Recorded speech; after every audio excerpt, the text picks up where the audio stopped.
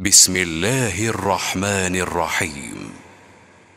والشمس وضحاها والقمر إذا تلاها والنهار إذا جلاها والليل إذا يغشاها والسماء وما بناها والأرض وما طحاها ونفس وما سواها فألهمها فجورها وتقواها قد أفلح من زكاها وقد خاب من دساها كذبت ثمود بطغواها إذ انبعث أشقاها فقال لهم رسول الله ناقة الله وسقياها فكذبوه فعقروها فدمدم عليهم ربهم